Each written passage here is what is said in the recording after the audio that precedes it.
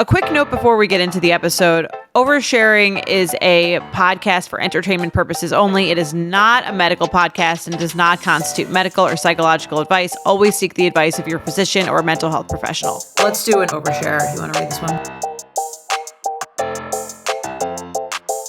Dear Jordana and Dr. Naomi, I'd love your advice on how to deal with a delicate situation with a close friend. My friend, we'll call her Jessica, 30, has been dating her boyfriend, 31, for 3 years. He's dragged his feet at every relationship milestone. It took 6 months for him to call her his girlfriend, 2 years to say I love you, etc. And she's literally had to set deadlines with him to hit these milestones. It's been very frustrating for her. For the last year or so, it's been the same situation around getting engaged. He claims he does want to get married, but once again, he's been dragging his feet. Months after her original deadline, she planned a big birthday trip with friends and family, seemingly teeing him up to pop the question. But again, it didn't happen. As it turns out, he hadn't even been back to the jewelry store since they'd gone together 6 months earlier. She was devastated. It's been hard to watch because we know the dynamic isn't healthy and she deserves better. Her friends and family have pretty much all gently told her that they think she can find a better match, but it's very unlikely she would ever break up with him. Here's where it gets trickier. Earlier this year, I, 32, met a guy, 35, who's very much ready to get married. I've had a difficult dating journey, just checked my submissions to you up, so I'm extremely grateful to have found him. Things are moving quickly, and in addition to hitting the typical milestones, he's already enthusiastically brought me ring shopping a few times. I think there's a good chance he proposes within the next few months. While I'm obviously excited for this next step, I'm dreading the idea of sharing this news with Jessica. She has a competitive nature, and while I know she'll be happy for me deep down, I worry this will hurt our friendship for a while.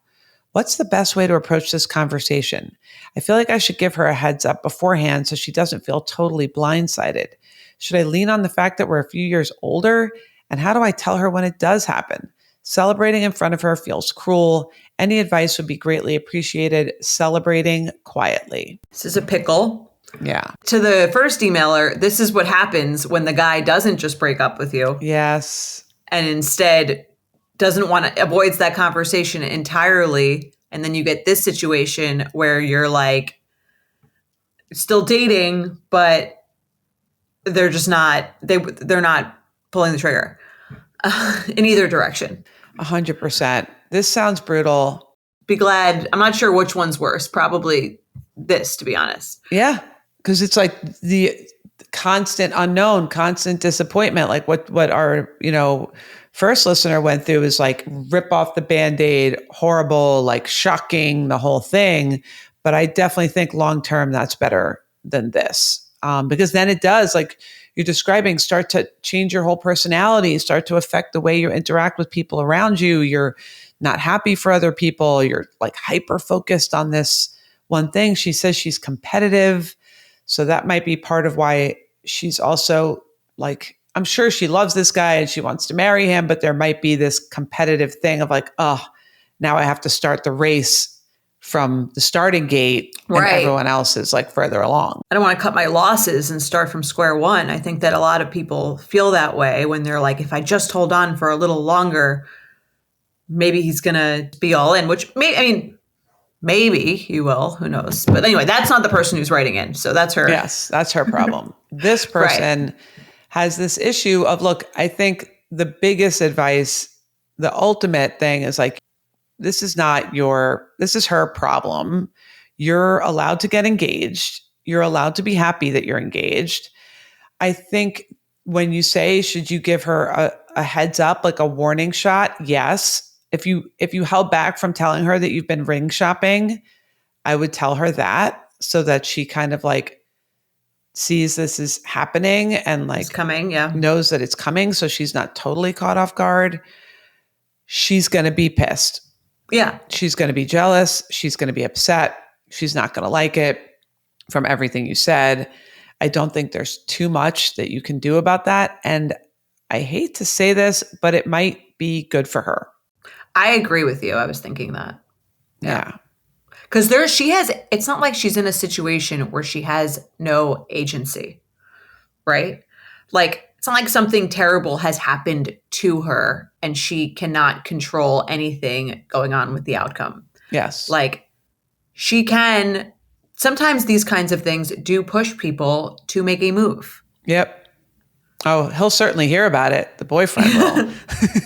Right. He's going to get an earful after she gets that phone call, whether she actually ends it or just like gets upset with him and picks fights with him or gives him another deadline. And, that's between them. I've seen a lot of people in this situation, and it is really hard to end it. Like when you're in a relationship with someone that just doesn't feel like they're moving at the same pace with you, there is this temptation to just keep being patient and patient and patient to avoid the pain of a breakup. Breakups are really hard. Which is what he might be doing too.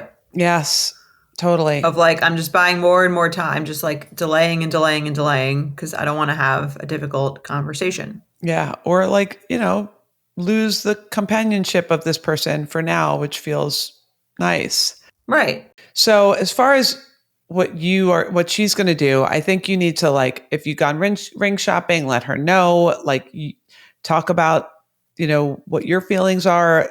You don't want to end up in one of these friendships where someone creates a crisis in their life and that crisis overtakes the entire friendship to the point where now you can't talk about anything that you're excited about. You can't like have a place in this friendship because it's all about protecting her from this situation, like you said, that she's kind of created for herself by not following through with her own deadlines. Would I ask her to come come look at rings with you? No. Right. Like, would I ask her to help plan your engagement party? No. Right. But like, should you be honest? And I think there's a way to be honest. And this is kind of, we get this with like the fertility questions and stuff like that too. There's a way to be honest and like happy for yourself. And again, she's saying like she had her own dating struggles. It's not like she was like, it always came really easy to her. Like, it's okay to be like happy for yourself and celebrate something that's going well for you while still being sensitive to someone else within reason. Yes. You don't have to tiptoe, but I think you can, there's certain obvious things like, again, asking her to help you plan anything like engagement related. I wouldn't have your boyfriend ask her to help him plan anything. But should you say, I know, could you text her, or if you're already speaking, say, I wanted you to know, like, we're looking at, I'm trying to see, because it's part of it is like a little condescending. If you're like, I hope you're okay, I'm looking at rings. Do you know what I mean? Yeah, I think you could just say it like, in a way that was like, we did go ring, part of their conversation, like, oh, what did you do? Oh my God, it was really fun. We went ring shopping today. Not sure what's going to happen with that. And then depending on the friend's reaction, you could be like, I know that might be like a, kind of hard topic. One thing she might want to do, depending on their friendship, is just kind of be like, kind of ahead of time, so-and-so and I have been talking about maybe getting engaged. I know if that happens, it's going to be really hard for you. I just want to make sure that it doesn't affect our friendship. And I want to be sensitive. Like, I really feel for what you're going through. And, she might want to get ahead of it if she thinks this is really happening, or if she's going to say, hey, what'd you do yesterday? Oh, I went ring shopping with so-and-so. I'm really excited, but I'll be honest, I was thinking about you and like how you would feel about it. And I just want us to like, I don't want any of this stuff to get in the way of our friendship. So I want to be open and honest with how we communicate around these things. Right. I agree. And then when she does get engaged, I think she can send her a text and tell her. I wouldn't do like, I think we talked about this with fertility stuff too. Like, it's nice to get a text so you can process before you like put on your happy face to be like, I'm so excited for you, rather than hearing and having to react in the exact moment. Right. Totally. But like, text her and then let her call you. Yes. Yep.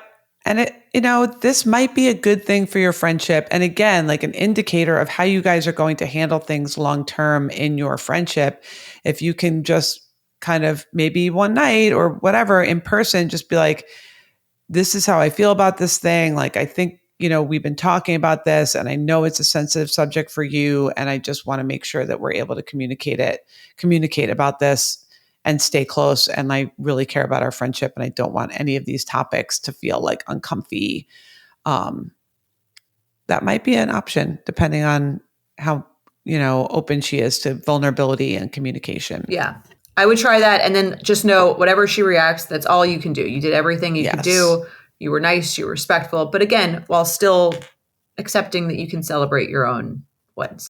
Yeah. And also the thing that might be nice is giving her permission to be like, I know it's okay if you're not like that, if it happens or after it happens.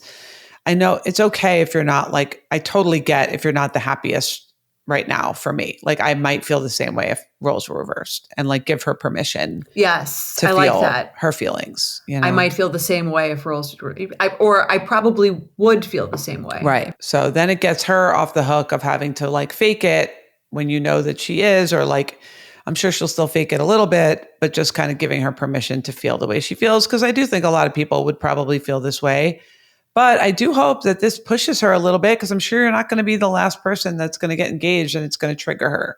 This is going to keep happening to her unless he either, gets his stuff together or they end up moving on separately. Yeah. And you always say this, anxiety is helpful to the extent to which it makes you take action. Right. So perhaps it will push her to take action. Totally.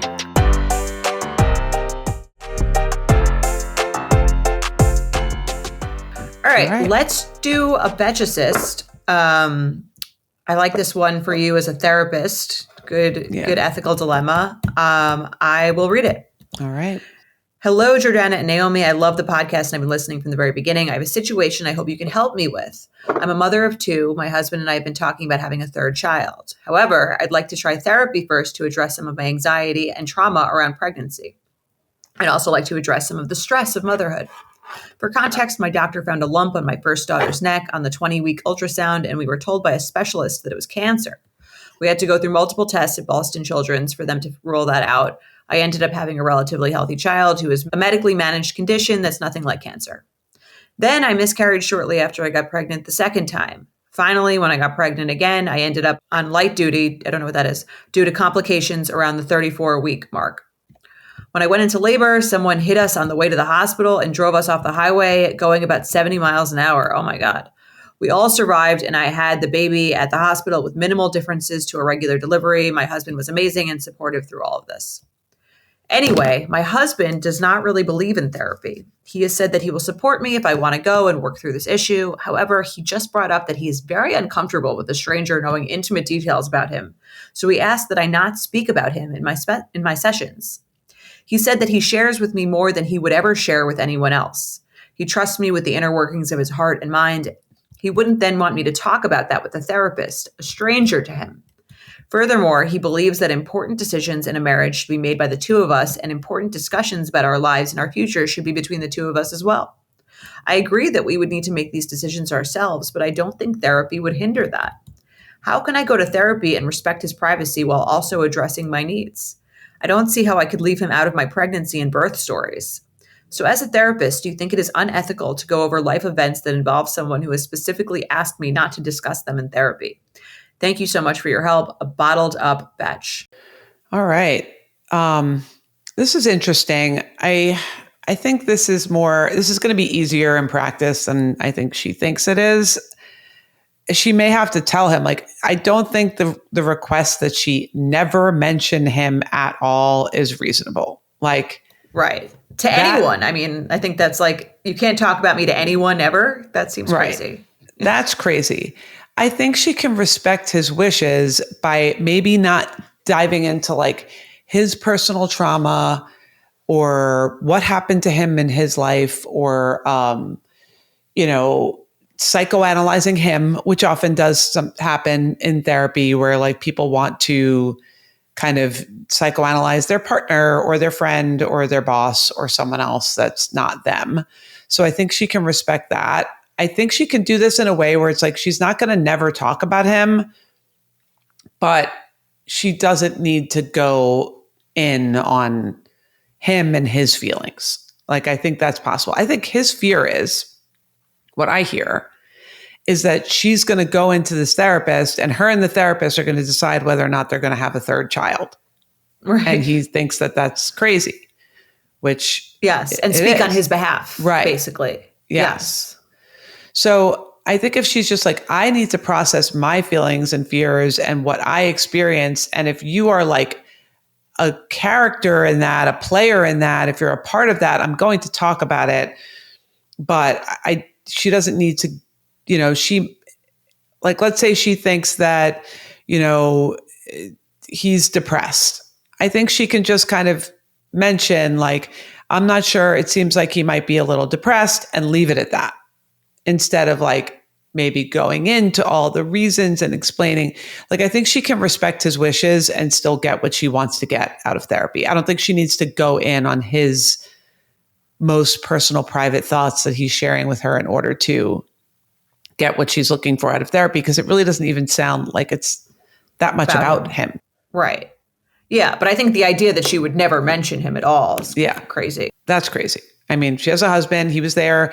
She probably would say something positive about how he handled their crisis situation and, all those things. If the issue is, so here's the thing. If there is more of an issue between the two of them, that's not just about her processing her trauma and her issues, and he's just like present for that, and she feels like in order to really figure out if she wants a third child, that there are issues between the two of them, then this request is not going to work.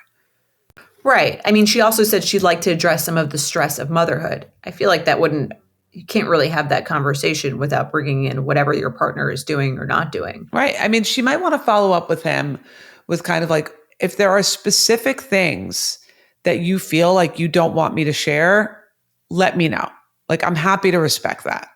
If there's like certain issues that you have in your past, or things that we've talked about, or intimate details that you've shared that you don't want me to share with my therapist, let me know, and I'm happy to respect that. But part of what I might want to talk about are like, household responsibilities or parenting responsibilities, and how we're dividing up things that go on in our home. And you're naturally going to be part of that conversation. And she can reassure him that, like, I'm not going to be in there to like bash you or talk poorly about you. It sounds like she said he was really supportive, like she has positive, feelings towards him. Mm-hmm. But maybe if there is something more there where she feels like in order for her to get what she needs to get out of this, she's going to need to talk about him, then maybe she needs to push harder on the couples therapy route. Right, which it sounds like he was not into at all. Yeah, and I would stress she's not going to make the decision. She might give me some ideas of questions that we should ask ourselves in order to make this decision, which would be done with you. But I'm not going to come out and say my therapist says we should or shouldn't have a kid. And also I would stress that it's like extremely confidential and legally confidential. And it's not like this person is, I would assume you would make sure to not see anyone like who knew either of you or anyone that you guys knew. Totally. Yeah. I think you could reassure him in some of those things. Like, let me know if there's certain things that you don't want me to mention. I'm happy not to mention those things if you are okay with not mentioning those things. And also, I'm not in there to make a decision for us. That's not what this is about. So maybe reassuring him with that. But it is an interesting question because it does, and I think a lot of people do, like, even interestingly, like in the group therapy that I run, there is kind of a hesitancy for people to, even if they're struggling with their partner, to talk negatively about their partner. Right. Like, I don't think this is uncommon that you really want to respect this person and not like give them a bad reputation in front of other people or, and it's nice. It's a nice thing to respect in your relationship, but I think there are ways to do it where it doesn't feel like you're bashing someone or you're spilling all their most private secrets, but you're still addressing how they are affecting you psychologically. Right. And I think a lot of that comes in the way you're talking about someone. Exactly. So maybe he just needs a little reassurance. Maybe he's seen some therapy show or something where people like come in and are just like bashing their partners or spilling all of his secrets. Like his personal life details they don't need to be part of your therapy if he doesn't feel comfortable with that. I think you can get what you want out of it without that. I agree. And again, if something comes up where you feel like, I feel like this would be helpful to share with my therapist, how would you feel about that? Yes. You can discuss that with him. Yes, agree.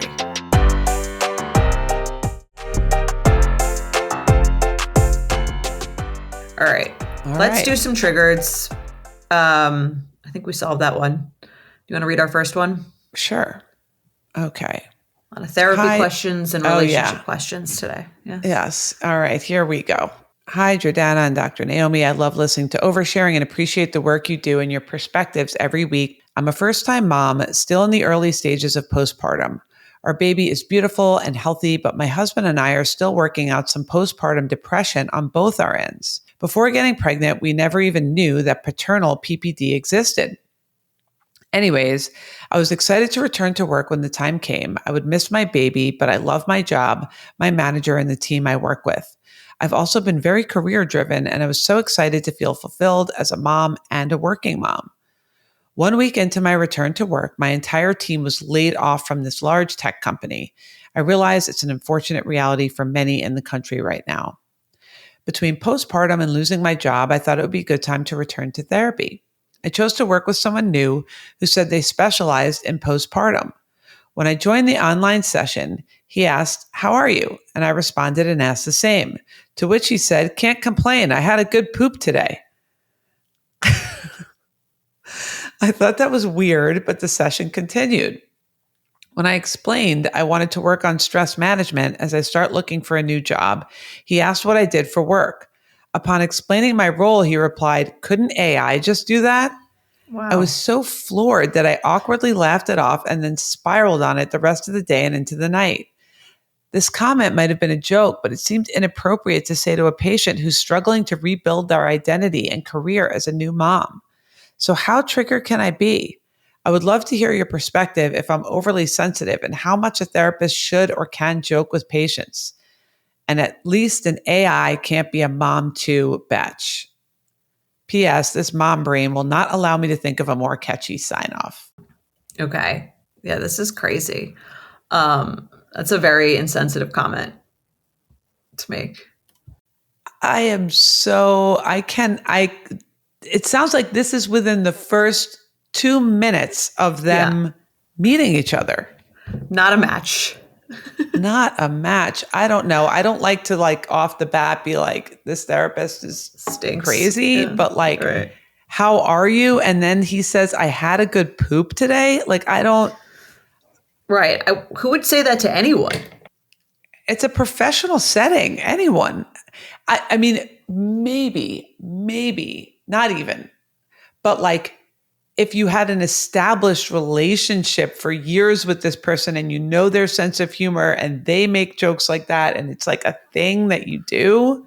Right. That's your intro? Your intro. And it sounds like almost, I don't know, maybe he was drunk or something. I don't know. That's a really weird thing to say. And then the AI comment when she's like, "A lot of people in my office just got laid off." And then he's responding with "What do you do? Can't AI just do that?" Right. As in no one will hire you. No one will hire you. Your job is kind of pointless. And I can see why they would lay a bunch of people off. Right. Yeah. This guy, I mean, that's why you do an intro call, I think, to see if someone's a match. It's annoying to waste your time explaining it's annoying thing to waste your time explaining your whole story to someone and then be like, no. And she's probably like, "Am I being nitpicky?" I don't think you're being nitpicky. No. I think you need to find a new person. If he was in graduate school trying to work towards his degree as a clinical therapist and he went in and his supervisor's watching this interaction and the patient says, "How are you?" And he says, "I had a good poop today." That's a fail. Fail. That is a fail. So that's the type of quality that you should be looking for. I don't know. This not good. Yeah. Move on. Sorry awful. That you wasted your time and your money. You are not overreacting between those two things. Yeah. Wow. I give this a 7 because she also spent the next few hours like, am I replaceable by? Will I ever get a job? What's on? Yeah, Hey, like she made her spent feel, money, you feel I'm worse. sure. Yeah, to feel worse. Spend money, time away. She maybe had to get like a babysitter on top of it for her child. Time away from her life, her job, the money she spent, and then she's spiraling afterwards and thinking about this man's like bowel movements. Gross. Out. 7. I give this a 7. Yeah. I'm sorry that Gross. happened to you. You know what? I don't know. Then I come back to the other one, with the guy who doesn't want to do therapy. And I'm like, if you hears stories like this, I'm like, I could see why some people are like, who's this person that's going to be deciding whether or not we have another kid? Or hearing about my like childhood trauma, this weirdo. I get it. Yeah. No, this is not most therapists. This is not typical. I've never heard of such a thing. I'm glad that you wrote in.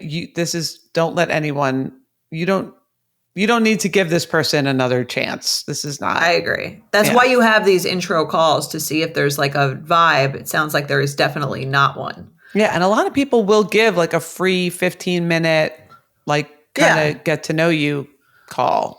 I've had that with both of my therapists. Just to see if it's like a little vibe. You tell them like a high level thing about what you're looking for. You kind of get their initial thoughts, and then you both decide if you're going to move forward. Yeah.